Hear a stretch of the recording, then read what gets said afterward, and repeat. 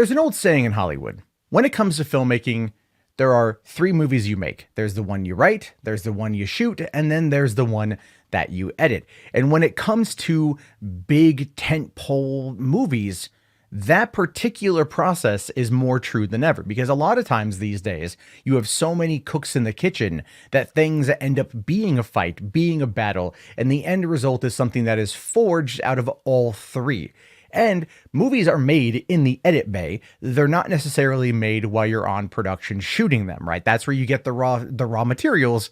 Then you have to compile it. So the post-production section is always the most important part. And that's when you realize things may not have worked out as well as you wanted it to in the field, because you cannot see the movie in its linear path when you are filming it. That's not how movies are made. They don't shoot, A to Z. They go like A, Q, P, H, I, V, across the board. It's just different setups. You shoot, you hope you make it, you hope it looks good, and you hope you can get what you need before going to the editing bay. And any filmmaker will tell you about this. But when it comes to the process of discussing film and the process of interpreting what people are saying about that, we oftentimes find people that don't know that process, and so they start kind of talking about it in the negative. In the case of Terminator Dark Fate, there's a lot of videos I've seen pop up today that are trying to say that James Cameron is throwing Tim Miller under the bus, and a lot of them are referencing this article here on IndieWire. James Cameron says Terminator Dark Fate editing was a bloodbath of creative differences, because it was a bloodbath of creative differences. What you have here is a situation where effectively, it kind of boils down to this. You have the original creator of the franchise being involved in the pre-production and post-production process. And the reason why is because he's off making two of what will be the biggest films of all time in, I believe, New Zealand or Australia. He's off shooting those right now. So he is busy, but he's been involved in the best way that he could. So he's not there on set in order to control the situation and make it work out the way that he wants it to. He's going to come at it from the post-production. And I do think that there is a bit of bias on James Cameron's part towards Tim Miller, or at least towards the process, because let's be fair, this is his baby. This is what put him on the map. This is what people really want from him. They want him to do a true Terminator 3, probably more than Avatar 2, 3, 4, and 5, but he couldn't have done that. There's situations in his personal life where he lost the rights to this. And so he's kind of doing what he can to make sure his vision is what gets seen. And I still think that Tim Miller is a fantastic director and did the best that he could on the movie. But then again, what we are seeing from this is now the Cameron cut more so than the Tim Miller cut. And part of me is really interested to see the Tim Miller cut because of how Deadpool turned out. But anyway, it says here that Tim Miller is a credited director of Terminator Dark Fate, but producer James Cameron had just as much creative involvement in the shaping of the movie's final theatrical cut. Now, it says here that the movie transformed in the editing room as Cameron worked with Miller and producer David Ellison to find the best film that he could to emerge from the rough cut. Going on to say here, it was not a slam dunk at the time. I felt there were lots of pathways that were taken that were necessary. I'm an editor myself, so I gave notes that were both broad and very specific. I continued in that process up until about 2.5 months ago when we locked picture. I never went to set. I've yet to physically meet the new cast because I never went to the set, but I was very involved in the writing and I was very involved in the cutting of the film. And to me, the cutting is really an extension of the writing, which is true. Like I said, there's the film you write, there's the film you shoot, and then there's the film that you edit. And so when you are looking at this from that perspective, this is not necessarily Cameron throwing Tim Miller under the bus. This is two creative geniuses, in my opinion, that are going to be butting heads over the finished product, right? Because Miller was on the ground shooting the movie. He has a vision in his own head, and Cameron, as the producer, is trying to find what best matches his vision, which is where we're kind of maybe finding a bit of problem here. Having seen the movie, I really liked it. And so I feel like it kind of matches both visions. I would have preferred probably more Cameron than Miller, but I really do love what Miller brought to the table. Now, it goes on to say here that while Cameron said Miller was always involved in the editing process, the director did not sugarcoat the process of reworking Miller's rough cut. When asked by Cinema Blend if there were disagreements during the Dark Fate editing process, Cameron teased at times it became a bloodbath. He says here, I would say many disagreements, and the blood is still being scrubbed off the walls. from those creative battles. This is a film that was forged in fire. So yeah, but that's a creative process, right? And yeah, it is. The creative process is always changing, always evolving. Some things work until they don't. I actually asked David F. Sandberg about this in regards to reshoots. And all he said to me was that, well, you shoot the movie, you get to the editing bay, you realize you don't have X, so then you go out and you shoot X. And that's a lot of what this is. It's simply just they were coming at it from different perspectives. Now, this is where people are trying to say that Cameron is throwing Tim Miller under the bus. And it has everything to do with talking about Alita Alita Battle Angel. So it says here that Cameron had a similar role in Dark Fate as he did on Robert Rodriguez's Alita Battle Angel, which opened in theaters earlier this year. Cameron was a producer who was heavily involved in the script and editing, but he said that his collaboration with Rodriguez was far smoother than Miller's, saying, "My work with Robert on Alita was very different. Robert loved the script, loved everything, and said, I just want to make this movie. I want to make the movie the way you see it." And I was like, "No, you got to make it your movie."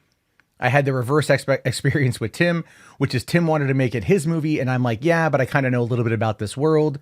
So I had the matter and antimatter version of that producial experience. And of course, people are trying to say that's throwing him under the bus. It's really not. It's really not.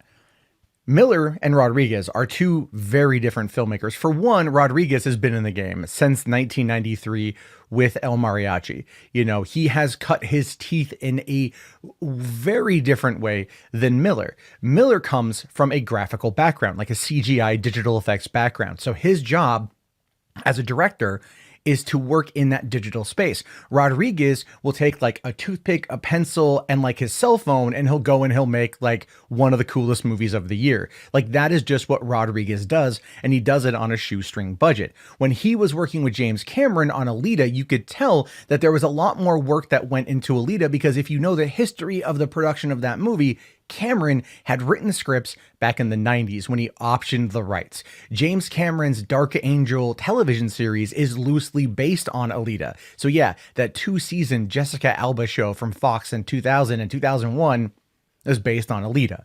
So there's a lot more history there and a lot more time to prepare there, and most likely a lot more collaborative efforts, because both Rodriguez and Cameron, I think, would approach it from very similar fashions. Miller, on the other hand, also, I would say that Cameron didn't create Alita. So his love of Alita is there, but it's not as personal as, let's say, Terminator, because he created it, he birthed it. Gale Ann Hurd is trying to take half the rights back or get the rights back or whatever. He lost the rights, I believe, in his divorce with Linda Hamilton.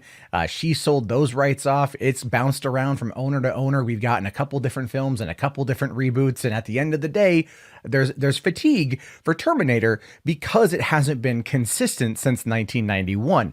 Now here it is 18 years later, and we get this final version, and it is going to be the final movie. And audiences are not going to see it, and there's this big debate over whether or not James Cameron is throwing Tim Miller under the bus. Well, if I recall, Tim Miller said in an interview where he criticized Cameron's story and how he wanted to go about the story, and Miller had to come in and tighten it up because what Cameron wanted to do wouldn't make any sense. Now, you got to remember, when they started working on this movie from like the story perspective, they plotted out 3 films, right? They plotted out 3 films, and there's bits in this movie that they don't answer the question to, right? There's bits that they don't answer the question to. People are calling them plot holes. Some of them are probably plot holes, but there's a couple key ones that, through a line of dialogue that Tim Miller had said, it would clearly be explained in future films. But $130 million loss is not going to give us another movie, which is unfortunate. I would either like to see them put it out as a graphic novel, or maybe an animated movie or something along those lines, just to give us the complete story of it. I would like to see it, but I don't think we're going to. It doesn't seem financially feasible for the studio to even remotely do that. And even when Cameron gets the rights back, because he may not be exactly happy with how it all turned out, then, and that's even if he does get the rights back, we don't know. He may not want to go back to it. He's clearly more focused on Avatar and Avatar 3 and 4 and 5 and finding a way to come back and be the Cameron that everybody knows and loves, because when he releases a movie, it's a damn event. and everyone knows that, which is why it takes forever. So here we find ourselves with him in this producer role, which I think is great. And he's released 2 movies this year as a producer that I both love, both films, and both with different experiences and different expectations, so on and so forth. But no, he's not throwing Tim Miller under the bus.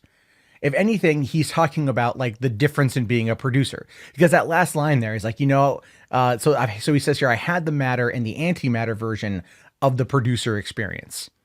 He's a creative. He's a writer director. He's a visionary director.